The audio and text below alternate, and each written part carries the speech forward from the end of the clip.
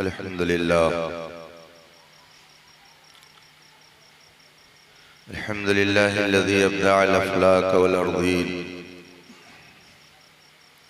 वस्सलातु वस्सलामु अला मन कान नबिय्यन व आदम बैनल माइ वत्तीन व अला आलिहि तय्यबीन व अस्हाबिहिल मुतहहरीन व उलमाए उम्मतिही अजमईन अम्मा बाद फ़अऊज़ु बिल्लाहि मिनश शैतानिर रजीम बिस्मिल्लाहिर रहमानिर रहीम वक़ुल जाअल हक़्क़ु व ज़हक़ल बातिल इन्नल बातिला कान ज़हूक़ा सदक़ल्लाहुल अज़ीम व सदक़ रसूलुहुन नबियुल अमीनुल करीम व नहनु अला ज़ालिका लमिनश शाहिदीन व शाकिरीन वल्हम्दुलिल्लाहि रब्बिल आलमीन। मिंबर पाक पर तशरीफ फरमा उलमाए ज़वील एहतराम, शोराए इस्लाम, हाज़रीन बावक़ार, अस्सलामु अलैकुम व रहमतुल्लाहि ताला व बरकातुहू।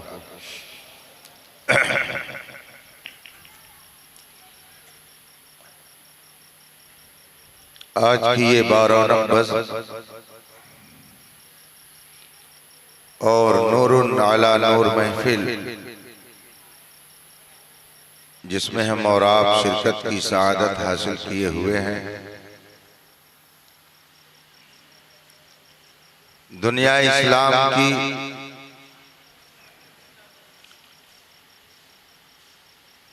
बड़ी पाकीज़ा और बाबरकत हस्ती की याद में मुनाकिद है।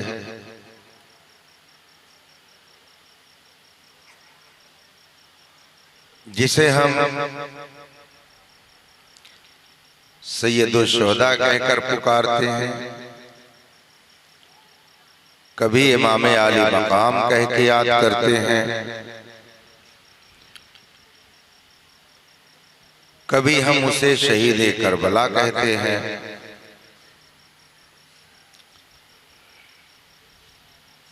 सिब्ते पैगंबर के लक़ब से याद करते हैं,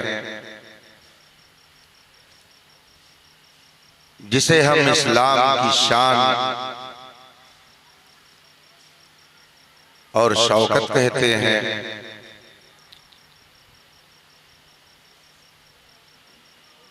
बल्कि जिसको लोग दीन और दीन की पनाह कहते हैं,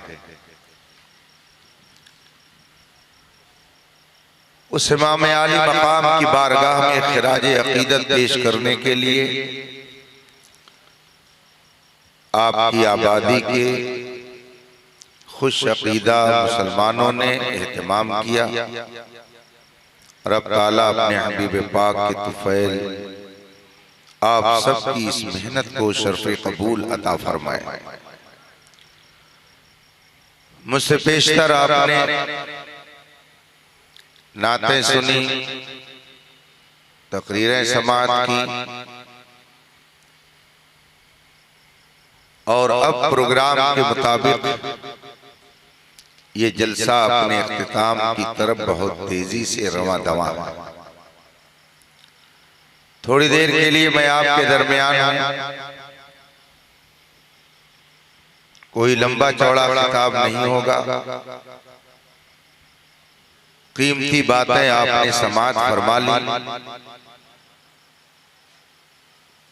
कुछ देर मैं आपसे गुफ्तगू करने की सआदत हासिल करूंगा, मगर आइए सबसे पहले मुस्तफ़ा जाने रहमत सरवरे कायनात फ़ख्रे मौजूदात अली तहियत व सना की बारगाह नाज में दुरूद व सलाम का नजराने अक़ीदत पेश करें और पढ़ें। अल्लाहुम्मा सल्लि अला सय्यदना व मौलाना मुहम्मद मादनी जूद वल करम व आलिहि किराम अजमईन। रफीकान मोहतरम, ये दुनिया जब से कायम है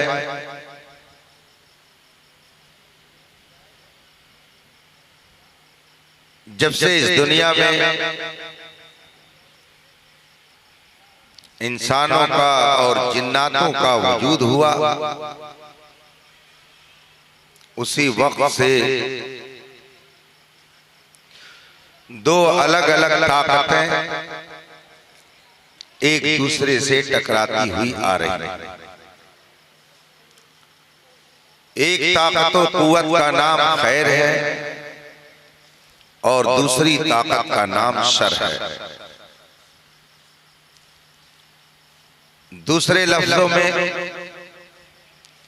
आप एक को हक और दूसरे को बातिल कह सकते हैं। हक और बातिल, सच और झूठ, खैर और शर, नेकी और बदी, अच्छाई और बुराई, ये दोनों ताकतें न जाने कब से एक दूसरे से टकरा रही हैं और कयामत तक ये सिलसिला ऐसे ही चलता रहेगा।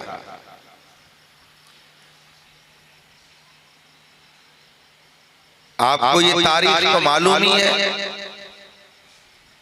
कि शैतान जब खुदा की बारगाह से भगाया गया, मरदूदे बारगाह हुआ, तो उसने अल्लाह ताला की बारगाह में अपना एक अरीजा पेश किया कि मौला मुझे इतनी मोहलत दे, इतनी ताकत दे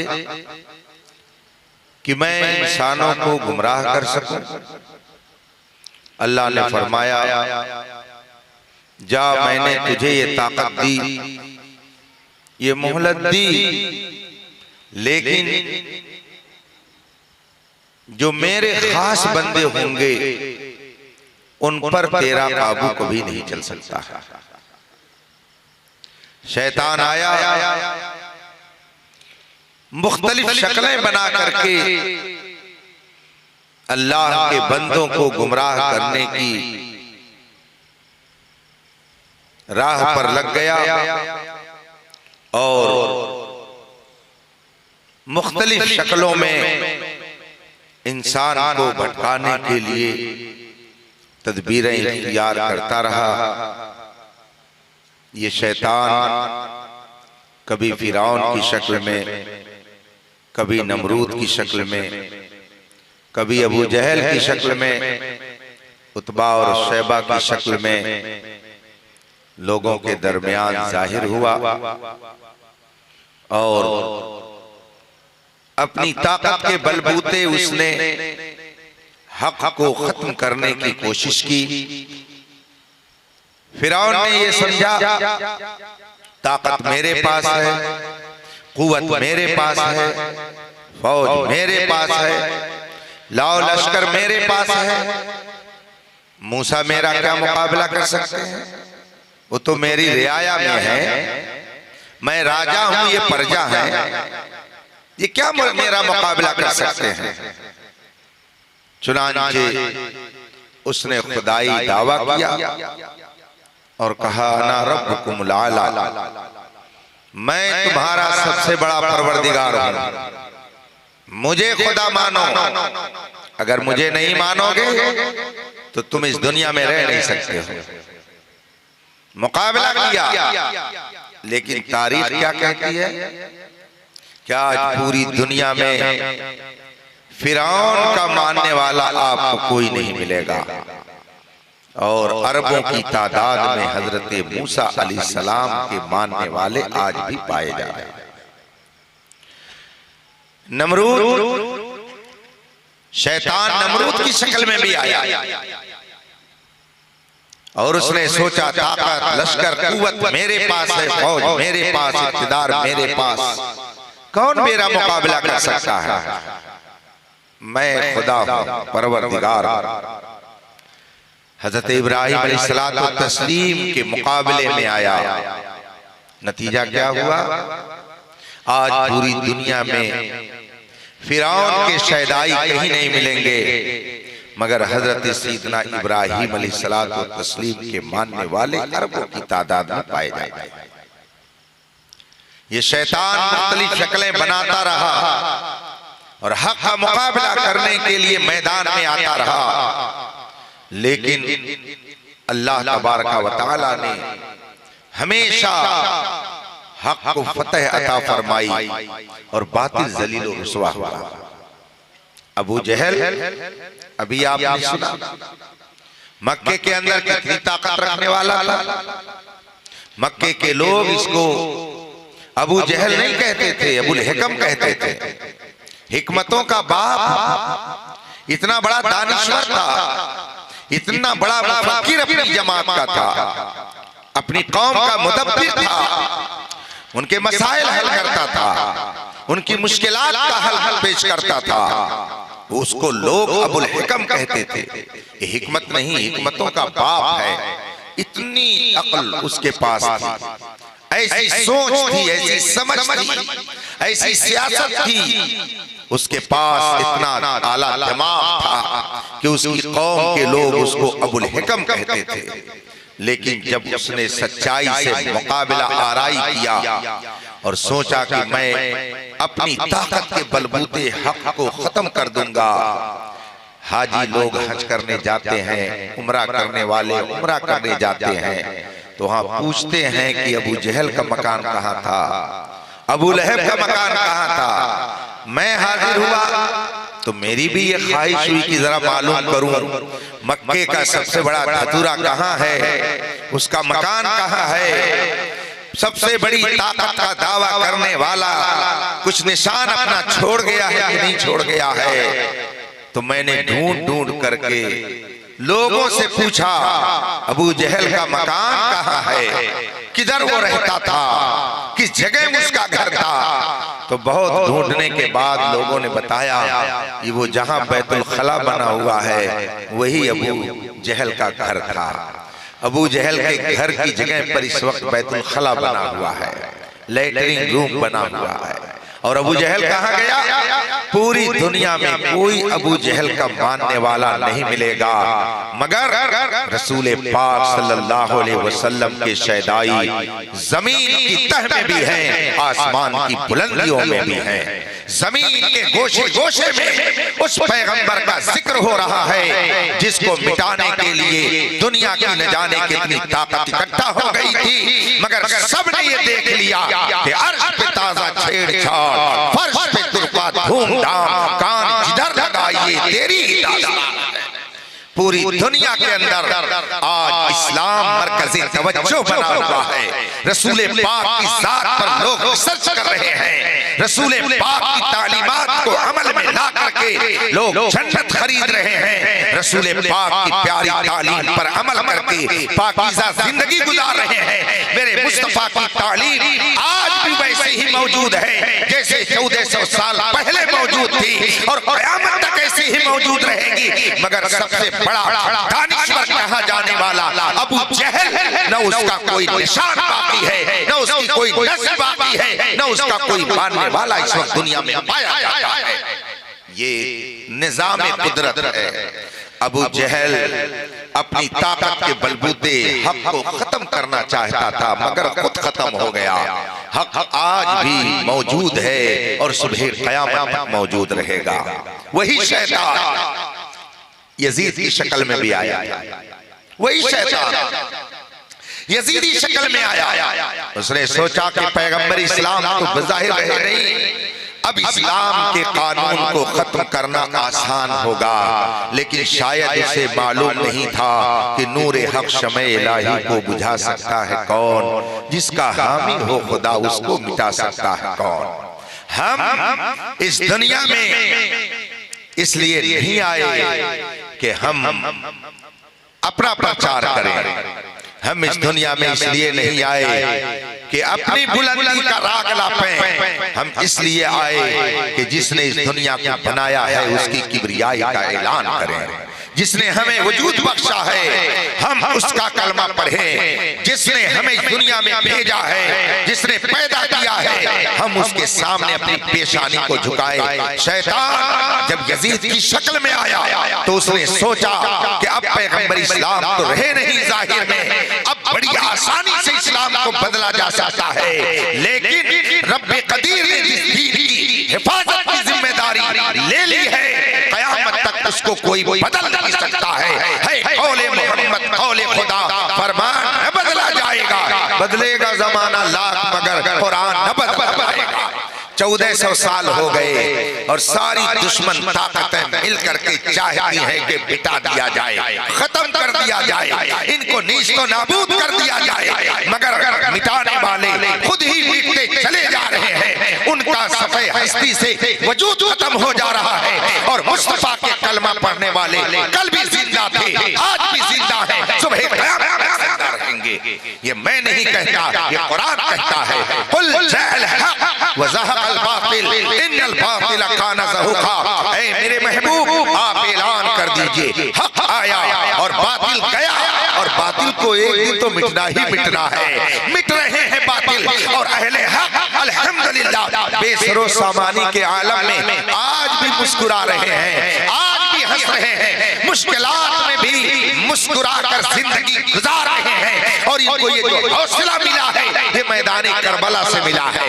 वाकई करबला ने हमको ये सबक दिया है कि मुसीबतों में भी अगर तुम्हें मुस्कुराना है तो मुस्तफा के दीवाना बन करके रहो, तुम्हें मुसीबतों में भी हंसने का हुनर आ जाएगा। मैदानी करबला से हमें ये सबक मिलता है कि आदमी हजार मुसीबतों में गिरफ्तार हो जाए लेकिन खुदा से अगर अपना ताल्लुक मजबूत रखेगा तो दुनिया की कोई ताकत उसको फना नहीं कर सकती है। आज 1400 साल हो गए मगर आबादी के बच्चे बच्चे की जबान से यही बात आ रही है, कत्ले हुसैन असल में मरगे यजीद है, इस्लाम जिंदा होता है हर करबला के बाद। आप जरा गौर कीजिए।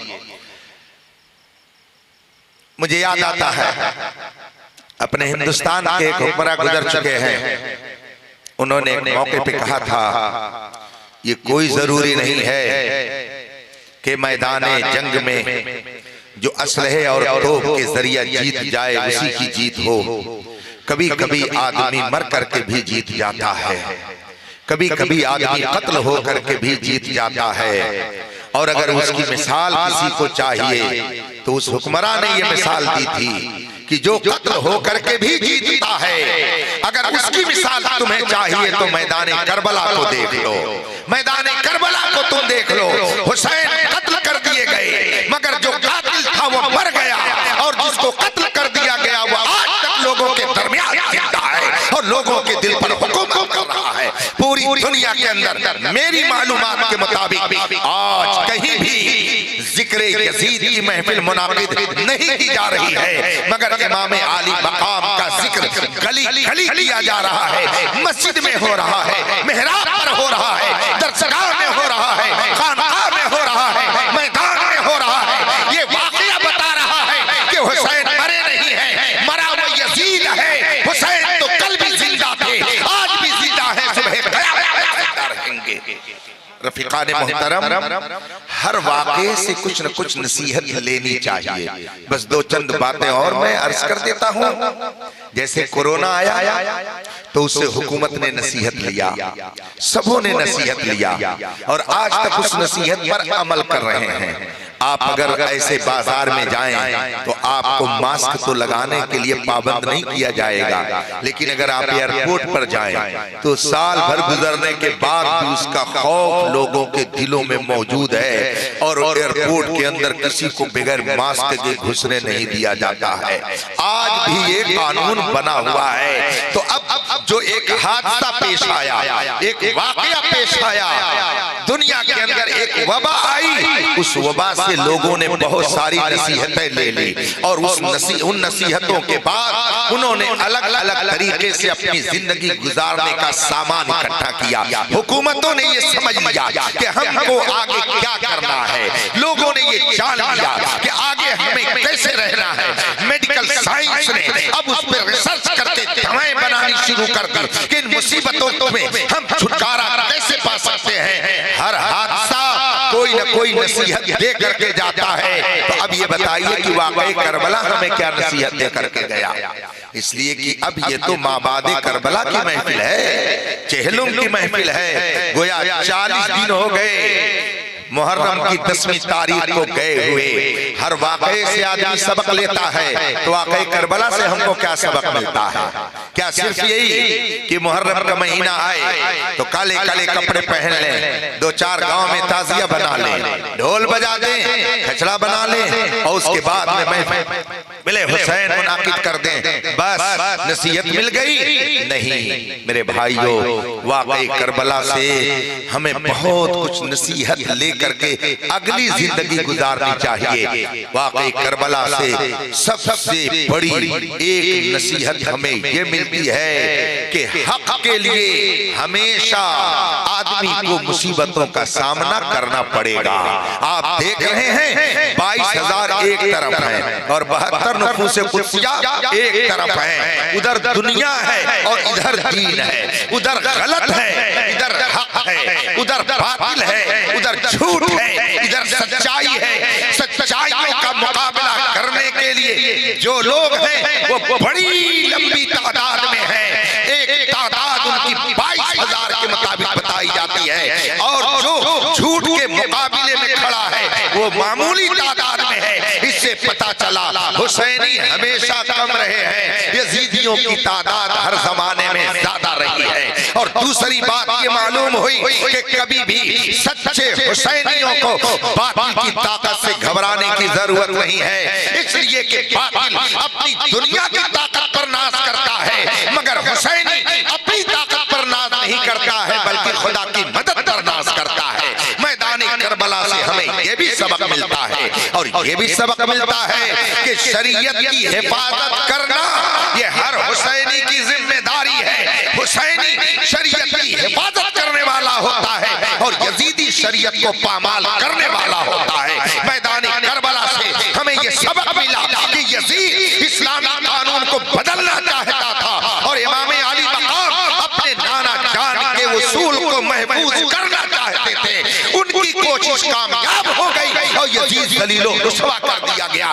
इसलिए आज जो सच्चे हुसैनी हैं उनकी जिम्मेदारी है कि इन मुश्किलात में इस्लाम के कानून की वो हिफाजत करें। और इस्लाम के कानून की हिफाजत के लिए आपको कोई पाबंद नहीं कर रहा है कि आप ये ना करो आप वो ना करो। कौन है जो आपको मना करता है कि नमाज ना पढ़ो? कौन है जो आपको मना करता है कि इस्लामी तालीम ना हासिल करो? कौन है जो आपको मना करता है कि अपने घरों को इस्लामी माहौल न बनाओ? कौन है जो आपको मना करता है कि पाकीज़ा जिंदगी न गुजारो? कोई नहीं आपके ऊपर पाबंदी लगाता है और जो लगाने वाले हैं वो खुद ही कैद बंद की सोबतें बर्दाश्त करने के लिए अपने आप को तैयार कर रहे हैं। यहाँ न सही वहाँ हर एक को अपने किए का मजा चखना है। इसलिए जो कानून इस्लाम ने आपको अता किया है उसकी आप खुद हिफाजत करें। आप इस्लामी कानून की हिफाजत करेंगे, खुदा आपकी हिफाजत करेगा। कुरान करीम फरमाता है इन्नल्लज़ीना क़ालू रब्बुनल्लाह सुम्मा इस्तक़ामू ततनज़्ज़लु अलैहिमुल मलाइका, बेशक जिन्होंने कहा हमारा रब अल्लाह है और फिर उसी पर कायम रहे। मुसीबतें आई मगर शरीयत पर वो मजबूती से कायम रहे। लोग मजाक उड़ाते रहे मगर शरीयत पर आदमी कायम रहा। लोग उसको कंकर मारते रहे मगर शरीयत पर वो चलता रहा। लोग उसे गालियां देते रहे मगर रसूल पाक का कलमा वो खुशी से पढ़ता रहा। मुसीबतों में अगर वो मुस्कुराता रहा और हक पर कायम रहा तो दुनिया की कोई ताकत उसकी मदद करे या न करे। कुरान फरमाता है ततनज़्ज़लु अलैहिमुल मलाइका, ऐसे लोगों के ऊपर अल्लाह फरिश्ते नाजिल फरमाता है, फरिश्ते उनकी मदद करते हैं। आज के हालात में मुझे ज्यादा तबसरा करने की जरूरत नहीं है। हालात मुझसे ज्यादा आप जानते हैं। यजीदियत पूरी ताकत के साथ हुसैनियत को खत्म करने के लिए इस वक्त लगी हुई है। यजीद ये चाहती है हुसैनियत का खात्मा हो जाए, यजीद ये चाहती है हुसैनियत दुनिया से नीच तो नाबूद हो जाए। मगर ये मुट्ठी भर हुसैनी जब तक अपने जज्बे के साथ जिंदा रहेंगे कभी हुसैनियत को कोई खत्म नहीं कर सकता है। हुसैनियत क्या है? इस्लाम पर सख्ती से कायम रहने का नाम है। हुसैनियत क्या है? रसूल पाक के दीन की हिफाजत का नाम है। हुसैनियत क्या है? रसूल पाक के बताए हुए कानून पर सख्ती से अमल करने का नाम है। आखिर आपने एक नहीं 1000 बार ये सुना कि हुसैन ने सजदे की हालत में अपने सर को कटाया, तो क्या इससे ये सबक नहीं मिलता कि यहाँ सर नहीं कटाना है, सिर्फ सर झुकाना है? अगर इमाम अली मकाम ने सजदे में अपना सर कटाया है तो हमको ये सबक दिया है कि कम से कम तुम सजदे में अपना सर रख दिया करो। तुम सर रखोगे तो मेरे सजदा में सर कटाने की बरकत तुम्हें यहाँ मिलेगी। तुम्हें सर नहीं कटाना है बल्कि मस्जिद में आकर के सर झुकाना है। तुम सर झुकाओगे अल्लाह तुम्हें भी हमेशगी की जिंदगी अता फरमा देगा। ये मैदान करबला से हमें सबक मिलता है। लेकिन हमारा नौजवान क्या करता है? 1000 इनको समझाया जाए, 1000 इनको बताया जाए, मगर उसके बावजूद इनकी समझ में ये बात नहीं आती है कि आज यजीदियत किस तरह से हमको खत्म करने की तैयारी में लगी हुई है। मेरे भाइयों, मैं आपसे चलते चलते ये गुजारिश करूंगा कि आप कम से कम इतना इल्म जरूर हासिल करें कि दुनिया के किसी गोशे में रहें, आपको कोई यजीदी न बना सके, आप हुसैनी बन करके रहिए। आप दुनिया के किसी गोशे में रहिए, आप फख्र कीजिए इस बात कर पर कि हमारा रिश्ता सैयदना इमाम आजम से मिलता है, हमारा रिश्ता गौसे आजम से मिलता है, हमारा रिश्ता इमाम अहमद रजा से मिलता है, हमारा रिश्ता इमाम हुसैन से मिलता है। आप दुनिया के किसी गोशे में रहिए, फख्र से कहिए कि हम मुस्तफा जान रहमत का कलमा पढ़ने वाले हैं। दुनिया के किसी गोशे में रहिए, आप फख्र से कहिए अल्हम्दुलिल्लाह हम सुन्नी सही अकीदा मसलक आला हजरत पर चलने वाले हैं। इतनी तालीम अपने बच्चों को आप जरूर दे दीजिए कि दुनिया के किसी गोशे में रहें, ये अपने ईमान की हिफाजत कर सके। और फिर हालात के मुताबिक आप इन्हें डॉक्टर बनाइए, इंजीनियर बनाइए, प्रोफेसर बनाइए, लायर बनाइए, जो चाहिए बनाइए, मगर याद रखिए इनको सबसे पहले सुन्नी मुसलमान बनाइए। आने वाली नस्लों की अगर आपने तरबियत नहीं की तो याद रखिएगा वो क्या होंगे, कलमा पढ़ने वाले होंगे या बेकलमा होंगे, ये आप अंदाजा अभी नहीं लगा पा रहे हैं। आइंदा अगर आप रहेंगे तो अंदाजा लगाएंगे। जगह जगह के तुझे थक के हैं हंगामे, निशात लज्जते ख्वाबे गिरा बदल डालो, गलत रवि से मनाजिल का बोध बढ़ता है, मुसाफिरों रविशे कारवां बदल डालो। अभी हुजूर मुहद्दिस कबीर का जिक्र आ गया था। मैंने लॉकडाउन से पहले जब एक मसला हिंदुस्तान में चला, मैंने हुजूर मुहद्दिस कबीर की बारगाह में फोन किया। आप जानते हैं हुजूर मुहद्दिस कबीर कौन है? इस वक्त पूरे हिंदुस्तान में सुन्नियों के सबसे बड़े आलिम का नाम मुहद्दिस कबीर है। पूरे हिंदुस्तान में सबसे बड़े शेख तरीक़त और सबसे बड़े आलिम रब्बानी का नाम मुहद्दिस कबीर है। पूरे हिंदुस्तान में छोटे से लेकर बड़े तक जितने मदरसे हैं, हर इदारे में उनका शागिर्द या शागिर्द का शागिर्द या शागिर्द का शागिर्द आपको पढ़ाता हुआ मिलेगा। गोया सारे उलमा के बाप दादा उस्ताद का नाम मुहद्दिस कबीर है। वो ऐसी जात है कि आज पूरी दुनिया में उनका कोई बदल आपको नहीं मिल सकता है। उस जात का नाम मुहद्दिस कबीर है कि जिसने 90 साल की उम्र होने के बावजूद आज भी अपने आप को दीन की इशाअत के लिए वक्फ कर रखा है, और आज भी 90 साल की उम्र होने के बावजूद घंटों खड़े होकर के खिताब फरमाते हैं और उम्मत मुस्लिमा के ईमान की हिफाजत का सामान फराहम करते हैं। उस जात का नाम मुहद्दिस कबीर है। मैंने उनके पास फोन किया और मैंने अर्ज किया हुजूर हालात बहुत खराब हैं, हालात ऐसे हैं, हालात वैसे हैं, मुल्क में ये हो रहा है। तो हुजूर मुहद्दिस कबीर ने मेरी सारी बातों को सुनने के बाद फरमाया, मौलाना आप तो ये कह रहे हैं, आप तो इतना परेशान हैं, आप आप इतनी सारी बातें मुझसे बता रहे हैं, लेकिन ये बताइए कि क्या कौम में भी कोई तब्दीली आप देख रहे हैं? इनके अंदर भी कोई चेंजिंग देख रहे हैं? इनके अंदर भी कुछ बदलाव आप देख रहे हैं? मैंने कहा हुजूर, बज़ाहिर तो कुछ नहीं बदलाव नजर आता है। कहा बस जिस कौम का यह हाल हो जाए उसको सूरे इस्राफील के अलावा कोई नहीं जगा सकता है। हुजूर मुहद्दिस कबीर ने फरमाया कि पहले जमाने में हाल ये था कि जब मुश्किलात आती थी, जब मुसीबतें आती थी, जब बलाएं आती थी, मस्जिदें भर जाती थी, लोग मस्जिदों में कुरान की तिलावत करने लगते थे, मस्जिदों में जाकर के खुदा की याद में लग जाते थे, पेशानी झुकाते थे और हाथ को बुलंद करके दुआ करते थे। मगर आज क्या हाल है? अगर पहले एक सब मस्जिद में होती थी तो आज भी एक ही सब हो रही है। बताइए बदलाव क्या आया? मैंने कहा हुजूर कुछ बदलाव नहीं आया। कहा बस जो कौम अपने आप को खुद न बदलना चाहे उस कौम को कोई नहीं बदल सकता है। जब तक आप अपने हालात खुद नहीं सही करेंगे, दुनिया की कौम आपके हालात सही करने की कोशिश नहीं करेगी, बल्कि और उसको बिगाड़ने की तदबीर इख्तियार करेगी। इसलिए मेरे भाइयों, चलते चलते मैं आपसे अर्ज करूंगा, ये खूबसूरत मदरसा बिल्डिंग, हजारों मदरसे पूरे हिंदुस्तान भर में चल रहे हैं। आप खुदा के वास्ते अपने इख्तिलाफात, मामूली मामूली जो झगड़े पखेड़े हैं, इनको खत्म करके, ये मेरी आवाज न जाने कहां तक पहुंच रही होगी, न जाने कितने लोग सुन रहे होंगे, ये मैं सबसे गुजारिश करूंगा, आप बच्चों की तालीमगाह की हिफाजत करें, बेहतर इंतजाम करें, बच्चों की तरबियत कायदे से करें और फिर मस्जिद और मदरसे को लेकर के गांव-गांव जो झगड़े हैं उन झगड़ों से अपने आप को दूर करने की कोशिश करें। मैं ये जानता हूं हर आबादी में कुछ ऐसे शरारत पसंद होते हैं जो कभी सुलह आस्ती नहीं चाहते, उनका काम ही है लड़ाना और आपस में झगड़ा करके हुकूमत करना। ऐसे लोगों को बालाए ताक रख करके आप मामूली झगड़े और पखेड़े को खत्म करके इन इदारों की हिफाजत करें। अगर आपने इनकी हिफाजत नहीं की तो याद रखिएगा फिर कल को इनकी हिफाजत करने वाला कोई नहीं रहेगा।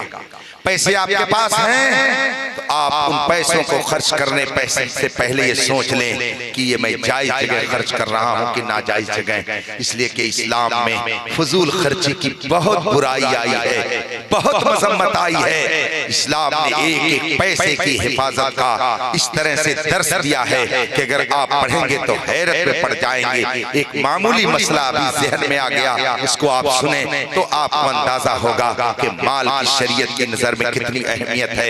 एक आदमी फर्ज कीजिए कि कहीं जा रहा था और उसे वजू करके नमाज पढ़ने की जरूरत पेश आ गई। उसने सोचा लाओ वजू कर लें। जिस जगह उतरा देखा कहीं पानी नहीं मिल रहा है, कहीं हैंड पाइप नहीं है, कहीं ट्यूबवेल नहीं है, कहीं हाउस नहीं है कि जहां से वो वजू कर सके। देखा कि एक दुकान पर पानी बिक रहा है, सोचा चल करके पानी खरीद लिया जाए, फिर वजू करके नमाज पढ़ी जाए। दुकान पर पहुंचा, दुकान वाले से उसने पानी का रेट मालूम किया। मिसाल के तौर पर दुकान वाले ने कहा ये 1 लीटर पानी है, इसकी कीमत 10 रुपया है। लेकिन वो आदमी जहां से चला था और जिस जगह वो वजू करने के लिए पानी की तलाश में लगा हुआ था उस एरिया में अगर आम तौर से पानी बिकता तो फर्ज करिए वो 6 रुपए में बिकता और वो 10 रुपये का बेच रहा है। शरीयत कहती है 10 रुपया मत खर्च करो। जब पानी आम तौर से 6 रुपए का बिक रहा है तो ये 4 रुपया जो महंगा ले रहा है उस पानी को मत खरीदो, 4 रुपया बचा करके रखो। शरीयत कहती है पानी मत खरीदो, तयम्मुम कर लो, नमाज पढ़ लो, रब तुम्हारी नमाज कबूल कर लेगा। और ये 4 रुपया तुम बचाओगे, इसके जरिया किसी गरीब की मदद हो जाएगी, किसी इदारे की मदद हो जाएगी, घर जाओगे अपने बच्चों की तरबियत में लगा दोगे, खुदावंद कुद्दूस इसकी तुम्हें बरकतें अता फरमाएगा। आप जरा सोचिए कि अगर पानी आम तौर से 5 रुपए का बिक रहा है और आपको जहां वजू करना है वहां पानी 10 रुपए का कोई शख्स दे रहा है, अगल बगल में कहीं पानी नहीं है। शरीयत कहती है 10 रुपये में पानी मत खरीदो, 5 रुपया महंगा दे रहा है, पानी मत खरीदो, तयम्मुम कर लो, मिट्टी से तहारत हासिल करो, नमाज पढ़ लो, नमाज हो जाएगी, मगर पैसे की हिफाजत करो। ये शरीयत हमें बता रही है। और आज हम नाजायज हराम पैसा खर्च करने में फख्र महसूस करते हैं, लेकिन जब दीन की बात आती है तो हजारों बहाने करते हैं। अभी परसों जुमा के दिन मैं बेंगलोर गया हुआ था, वहां से वापस हो रहा था, एयरपोर्ट जा रहा था, जो साथ में मेरे बैठे हुए थे मैं उनको कुछ बातें बताने लगा। उनमें से एक सामने कहा क्या बताया जाए हजरत, लगता है पूरे हिंदुस्तान का यही माहौल है। हमने कहा क्या हुआ? कहा अभी 3 दिन पहले की बात है, यहाँ पे एक साहिब ने, मुस्लिम की बात है, एक साहिब ने अपने लड़के की शादी की तो उसमें 3 करोड़ रुपया खर्च कर दिया। लड़के की शादी करने में 3 करोड़ रुपया खर्च कर दिया।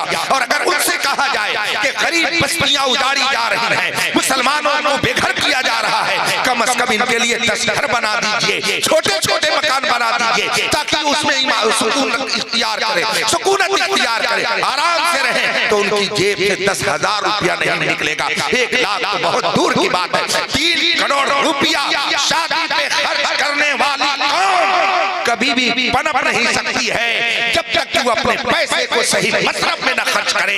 इसलिए मैं चलते चलते ये कहूंगा, अल्लाह ने अगर आपको 10 रुपया दिया है और 6 रुपया आपका खर्च है तो 4 रुपया बचा करके रखिए। और इसलिए नहीं कि हरामकारी में लुटाएंगे, इसलिए कि अगर कभी कौम पर, कभी मुल्क पर, कभी अपने दीन पर वक्त आया तो हम ये पैसा इस्लाम के रास्ते में, वतन के रास्ते में, कौम के रास्ते में खर्च करके हम अपनी कुर्बानियां पेश करेंगे। इमाम हुसैन ने अगर जान दे करके ईमान लोगों का बचाया, अगर जान दे करके इस्लामी कानून बचाया, तो हम पैसा भी दे करके क्या नहीं बचा सकते हैं और कहेंगे कि हम हुसैनी हैं। इसलिए सच्चा हुसैनी वही होगा जो इमाम आली मकाम के तरीके पर जिंदगी गुजारेगा।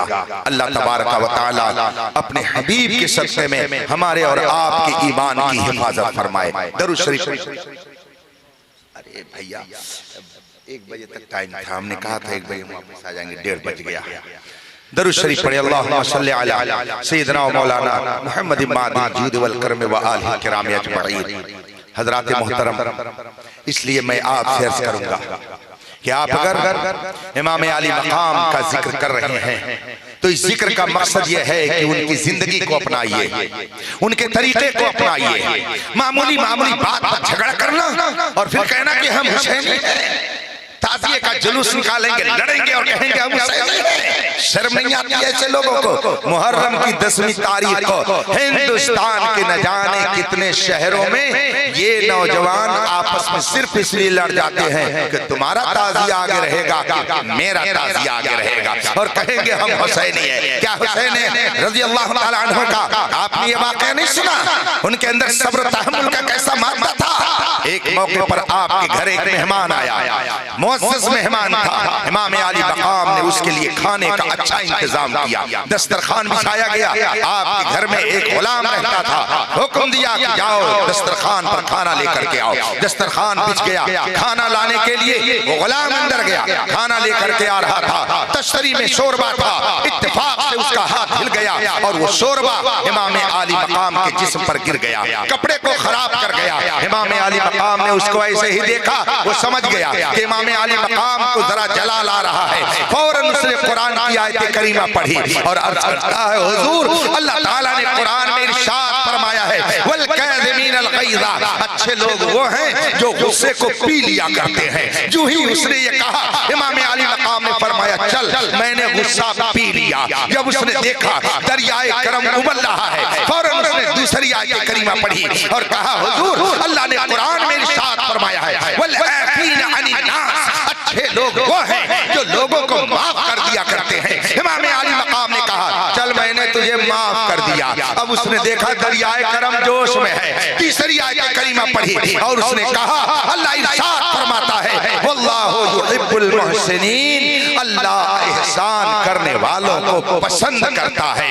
इमाम आली मकाम ने फरमाया चल आज की तारीख से मैंने तुझको आजाद कर दिया। सोचिए जरा सा, जुर्म कर रहा है और आजादी का परवाना मिल रहा है, जुर्म कर रहा है गुलाम और उसको बख्शिश का परवाना दिया जा रहा है। ये मेरे इमाम आली मकाम का किरदार था। और हमारा किरदार क्या है?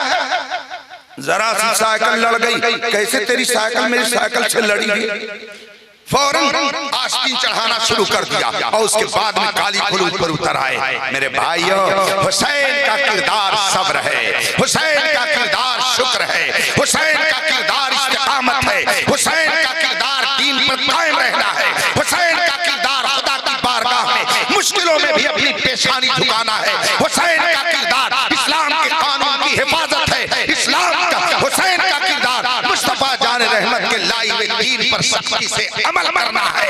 यही हुसैनी किरदार है, जो इस पर चलेगा वही सही माना में हुसैनी कहलाएगा। वरना खिचड़ा और हुसैनी तो करोड़ों की तादाद में हैं जो हमारे और आपके दरमियान भी रहते हैं।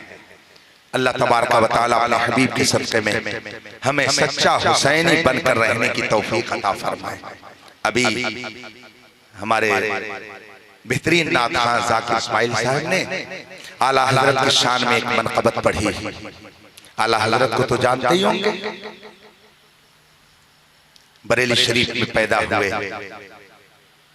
सन 1856 में बरेली शरीफ के मोहल्ला जसौली में आपकी विलादत हुई और फिर 13 साल की उम्र में आप आलिम फाजिल मुफ्ती हो गए।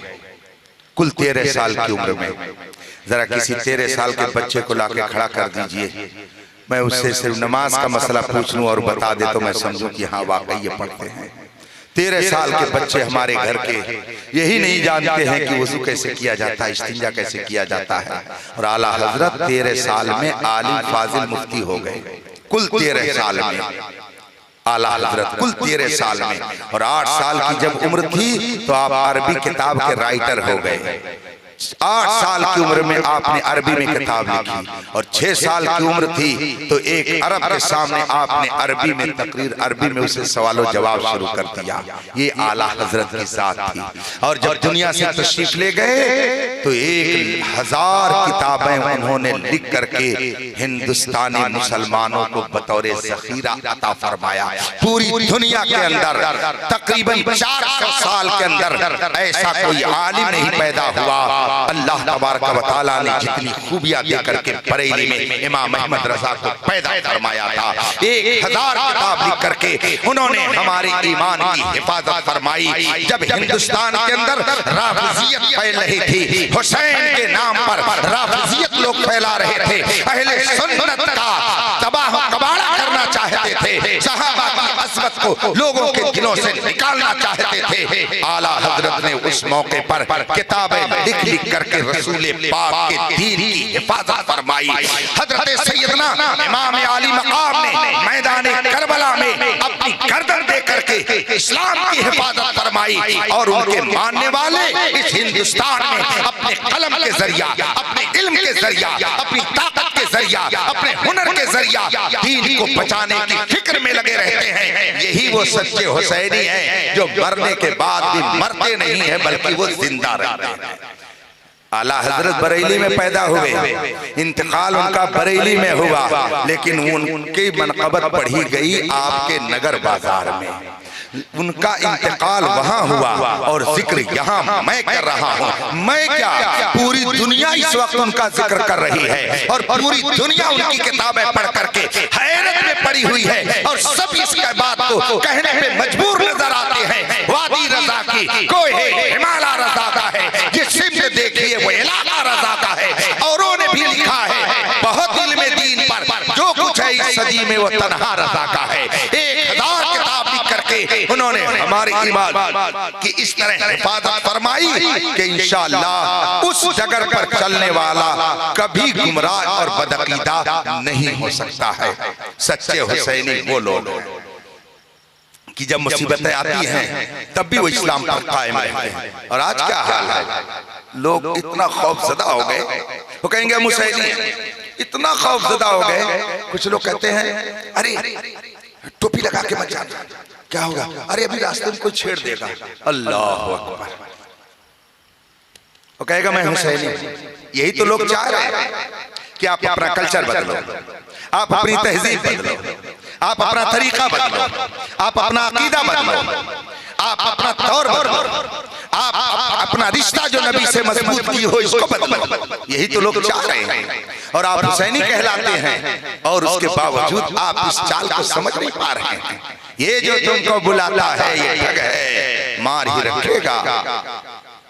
सूना जंगल रात अंधेरी, छाई बदली काली है, सोने वालों जागते रहियो, चोरों की रखवाली है।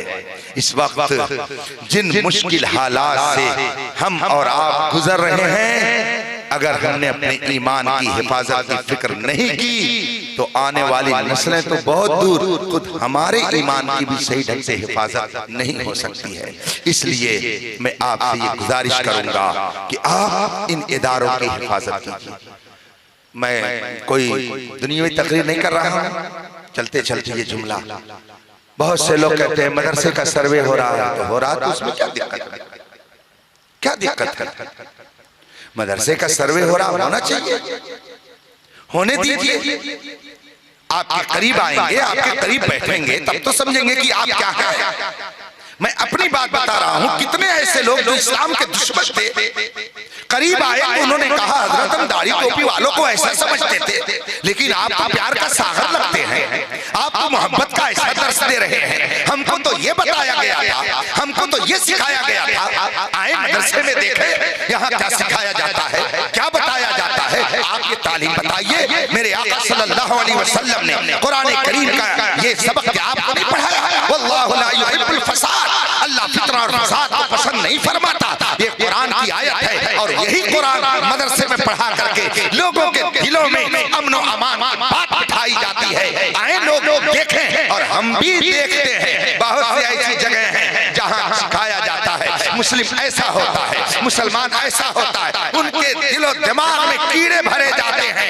मगर हम ये जानते हैं वो जितनी भी कोशिश कर लें, अल्हम्दुलिल्लाह अहले हक का सीना हमेशा चौड़ा रहेगा और इनका सर हमेशा बुलंद रहेगा। इसलिए कि पूरी तारीख इस्लाम ये बता रही है कि मुसलमानों ने कभी भी मुल्क का सौदा नहीं किया है, बल्कि अपने दीन, अपनी कौम और अपने ईमान की हिफाजत के लिए उन्होंने अपने तन मन की बात लगा दी है।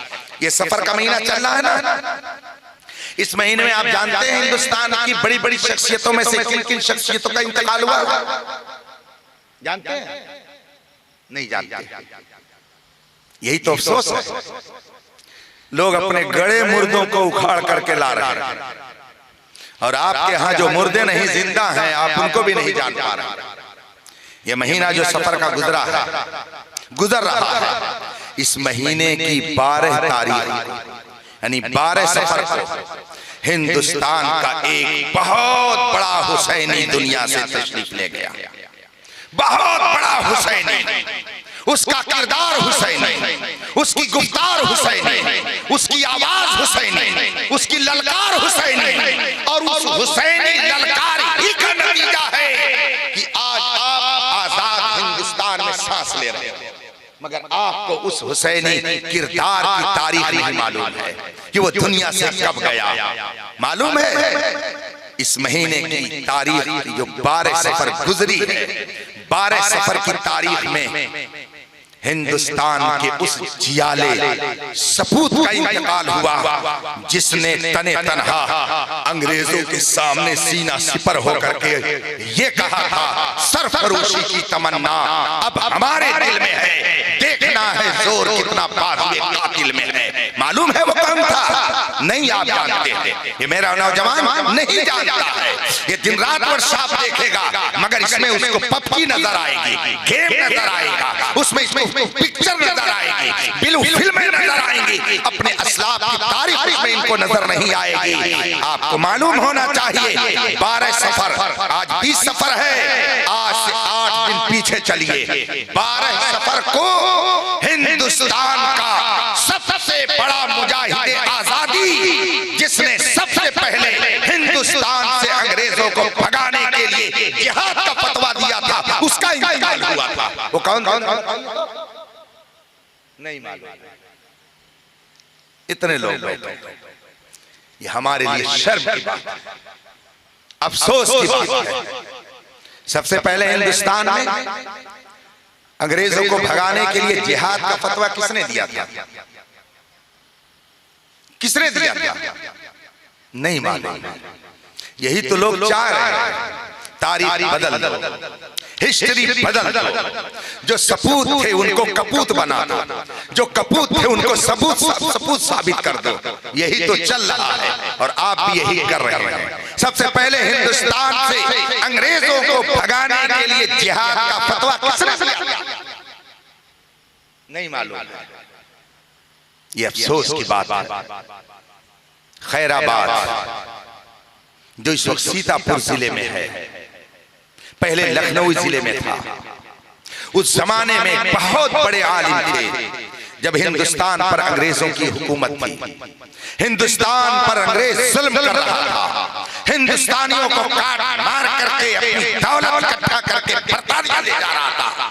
जब हिंदुस्तानियों को जुल्म और तशद्दुद के पहाड़ इन पर तोड़े जा रहे थे, जब अंग्रेज हिंदुस्तानियों को जुल्म की चक्की में पीस रहा था, सबसे पहले सन 1857 में जिस हस्ती ने हिंदुस्तान से अंग्रेजों को भगाने के लिए जिहाद का फतवा दिया, वो इसी सीतापुर जिले के खैराबाद कस्बा के रहने वाले थे, मुजाहिद आजादी अल्लामा फजले हक।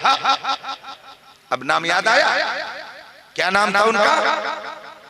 अल्लामा फजले हक खैराबादी। नाम याद रखिए। अल्हम्दुलिल्लाह ये फकीर हिंदो बैरून हिंद सफर करता है, मगर खुदा का शुक्र है कभी किसी के सामने एहसास कमतरी में मुब्तला नहीं हुआ। इसलिए कि अल्हम्दुलिल्लाह जिस दीन पर हम चलते हैं पूरी कायनात में उससे बेहतर कोई दीन नहीं है। जिस तहजीब पर हम चलते हैं दुनिया में उससे बेहतर कोई तहजीब नहीं है। जिस तरीके पर हम रहते हैं इससे बेहतर कोई तरीका नहीं हो सकता है। हम जिस डगर पर चलते हैं इस डगर से बेहतर कोई डगर नहीं हो सकती है। आप क्या सोचेंगे? आप किस किस चीज की बात करेंगे? ये मेरा लिबास है, मैं कुर्ता पायजामा पहनता हूँ, आप भी कुर्ता पायजामा पहनते हैं, ये उलमा भी कुर्ता पायजामा पहनते हैं। मेरे रसूल पाक ने इस लिबास को पसंद फरमाया।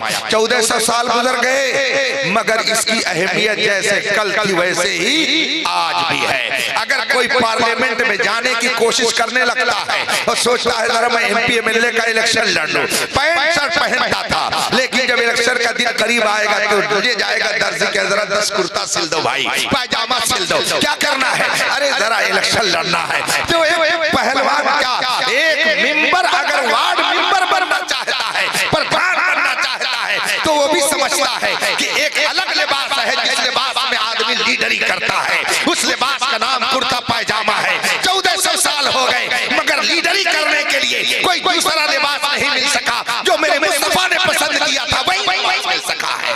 क्या बात करेंगे लोग इस्लामी कल्चर और तहजीब की। अल्हम्दुलिल्लाह हम जिस दीन के मानने वाले हैं उस दीन से बेहतर कोई और दीन हो तो लाकर के सामने पेश तो करो। जिस तहजीब पर हम चलते हैं, जिन बुजुर्गों के मानने वाले हैं, आप उनकी तारीफ उठा करके देखिए, उनसे बेहतर किसी की तारीफ हो तो बताइए।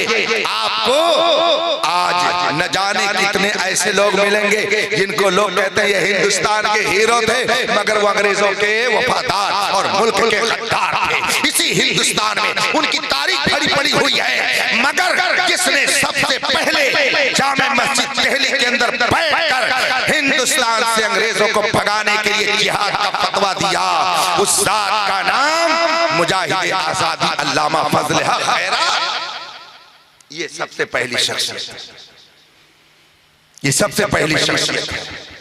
अंग्रेजों ने इनको बहुत डराया, बहुत धमकाया, अपना फतवा वापस ले लो, हमसे न लड़ो। मगर हजरत अल्लामा फजले हक खैराबादी ने कहा नहीं, फतवा मेरा है।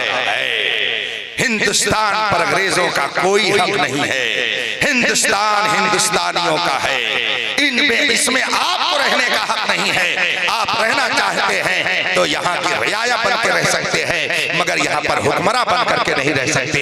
ये फतवा सबसे पहले किसने दिया था? किसी और ने नहीं, कौम मुस्लिम के उस आलिम रब्बानी ने दिया था जिसके अंदर हुसैनी किरदार पाया जाता था।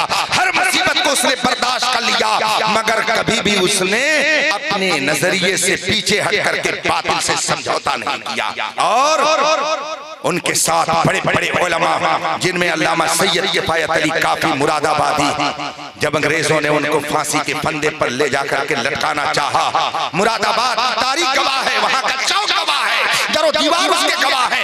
अल्लामा सैयद किफायत अली काफी मुरादाबादी को जब अंग्रेजों ने फांसी के फंदे पे लटकाना चाहा तो कहा, मौलाना बताइए आपकी कोई तमन्ना, कोई ख्वाहिश? अल्लामा सैयद किफायत अली काफी ने फरमाया, हाँ मेरी एक ख्वाहिश है। कहा क्या? कहा मैं अपनी कौम को, जो मेरे सामने लोग हैं, इन हिंदुस्तानियों को मैं पैगाम देना चाहता हूँ, मैं इनसे कुछ कहना चाहता हूँ। अंग्रेजों ने कहा, जल्लाद ने कहा, अच्छा बताइए क्या पैगाम देना चाहते हैं? फांसी के फंदे पर खड़े होकर के अल्लामा सैयद किफायत अली काफी मुरादाबादी ने फरमाया था, सुनो, कोई गुल बाकी रहेगा ना चमन रह जाएगा, पर रसूलुल्लाह का दीने हसन रह जाएगा। हम सफीरों बाग में है कोई दम का चहचा, ये बुलबुलें उड़ जाएंगी, सूना चमन रह जाएगा। अतलसो कम ख्वाब की पोशाक पे नादाना हो, इस तने बेजान पर खाकी कफन रह जाएगा। अल्लामा किफायत अली काफी मुरादाबादी ने फांसी के फंदे को चूम लिया, मगर अंग्रेजों से समझौता। ये है हुसैनी, ये है हुसैनी कि जिनके हुसैनी किरदार से हिंदुस्तान को आजादी नसीब हुई है। अल्लामा फजल हक खैराबादी के ऊपर अंग्रेजों ने मुकदमा चलाया और कहा आप अपना फतवा वापस लीजिए। अल्लामा फजल हक खैराबादी ने कहा जी नहीं, ऐसा नहीं हो सकता है, ये हिंदुस्तान हिंदुस्तानियों का है, आपका नहीं है। फतवा जो मैंने दिया सही है, अंग्रेज हिंदुस्तान में रहने के हकदार नहीं है, हुक्मरान बन करके ये हिंदुस्तान का है और आपको काला पानी की सजा दे दी। मुकदमा चला, कई साल तक काला पानी अंडमान में अल्लामा फजल हक खैराबादी और कई उलमा को भेज दिया अंग्रेजों ने। और इसी महीने की 12 सफर की तारीख को अंडमान में अल्लामा फजल हक खैराबादी का इंतकाल हुआ। ये सबसे पहला वो आलिम दीन है जिसने अंग्रेजों की आंखों में आंखें डाल करके हिंदुस्तान में उनको भगाने की तहरीक चलाई। मगर ये हमारा नौजवान उस हुसैनी को नहीं जानता, उसको नहीं जानता, न उसका जिक्र करता है, न उसकी याद में महफिल मुनाकिद करता है, न उनके इसाल सवाब के लिए महफिल मुनाकिद करता है, न उनकी हिस्ट्री को पढ़ता है। मेरे भाइयों, अपने इन हुसैनी किरदार अदा करने वाली शख्सियतों को पढ़ो, आपका सर हमेशा फख्र से ऊंचा रहेगा। इसलिए कि इस्लाम के सच्चे मानने वालों ने कभी भी ऐसी हरकत नहीं की कि जिससे उनका सर शर्म से झुके। हमेशा उन्होंने वो किरदार अदा किया कि जिससे सर फख्र से ऊंचा हो जाए। अल्हम्दुलिल्लाह हम हुसैनी हैं, इसलिए हमें मालिक आली मकाम के किरदार को अपनाते हैं। सब्र उनका किरदार है, शुक्र उनका किरदार है, अमन व अमान उनकी गुफ्तार है, रसूल पाक की शरीयत पर सख्ती से अमल करना यह उनका पैगाम है। मैदान करबला से ये हमको पैगाम दिया जा रहा है कि हर मुसीबत गवारा कर लेना, मगर कभी ईमान का सौदा न करना। अल्लाह तबारक व तआला हमें और आपको सच्चा हुसैनी बनकर रहने की तौफीक अता फरमाए। झगड़े पखेड़े से दूर रहिए, थोड़ा सब्र का मादा पैदा कीजिए। मुसीबतों में सब्र करना भी एक हुनर है। आंधी जब बहुत तेज चलती है, बहुत तेज चलती है, बहुत तेज चलती है, तो होशियार जो लोग होते हैं वो चुपचाप कहीं बैठ जाते हैं, खड़े नहीं रहते हैं, चलते नहीं हैं, चुपचाप कहीं बैठ जाते हैं। और आंधी जब चली जाती है तब वो अपनी मंजिल की तरफ रवा दवा हो जाते हैं। मुश्किलात की आंधियों में आप सब्र शुक्र से काम लीजिए, मस्जिदों को आबाद कीजिए। कोई दुनिया की ताकत आपकी मदद नहीं करेगी, अगर मदद करेगी तो खुदाई मदद आपके लिए मौजूद है। आप उसी की तरफ लौ लगाइए, इंशाअल्लाह यहाँ भी सुरखुरू रहेंगे और वहां भी सुरखुरू रहेंगे। अल्लाह तबारक व तआला अपने हबीब के सदक़े में आप सबके ईमान की हिफाजत फरमाए, मुल्क की हिफाजत फरमाए और दुश्मनाने मुल्क से इस मुल्क को पाक और साफ फरमाकर अमन व अमान की जिंदगी गुजारने की हमें सआदत अता फरमाए। वाखिर दवाना अनिल हम्दुलिल्लाहि रब्बिल आलमीन। अस्सलामु अलैकुम।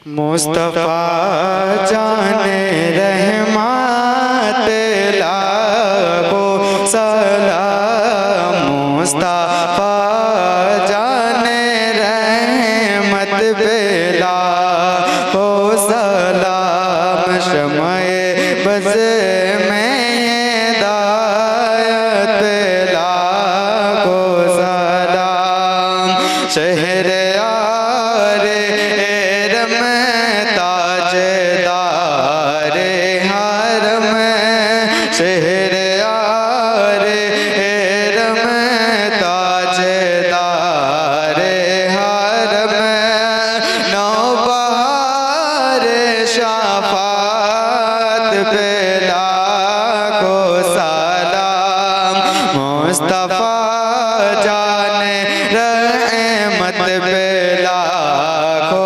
सलाम डाल दी क़ल्ब में अज़मते मुस्तफा डाल दी क़ल्ब में अज़मते मुस्तफा सैयदी आला हज़रत बेला को सलाम मुस्तफा जाने रहमत बेला को सलाम मुझसे खिदमत के खुद से कहें हारज़ा मुस्तफा जाने रहमत बेला को सलाम शमए बज़ में हिदायत बेला को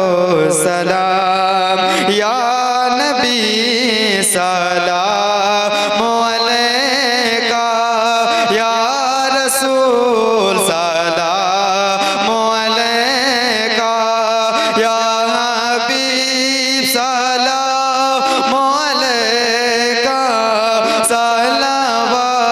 सलावतुल्लाह अलैका हबीबी या रसूल अल्लाह अलैका सलाम बालगल बोला बे कमाल है कशफा तो जाबे जमाल है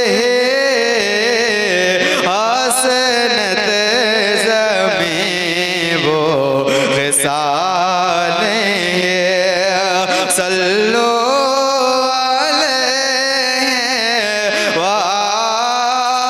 वालिही या नबी सलाम अलैका या रसूल सलाम अलैका या हबीब सलाम अलैका सलावतुल्लाह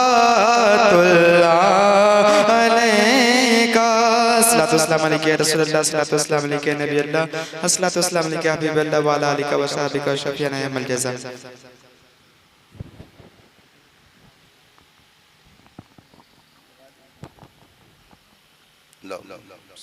अल्लाहुम्मा सल्लि अला सय्यिदिना मौलाना मुहम्मद मादिल जूद वल करम वल किराम अजमईन अल्लाहुम्मा रब्बना आतिना फिद दुनिया हसना व फिल आखिरति हसना व क़िना अज़ाबन नार व अदखिलना अल जन्नत मअल अबरार या अज़ीज़ या गफ़ूर।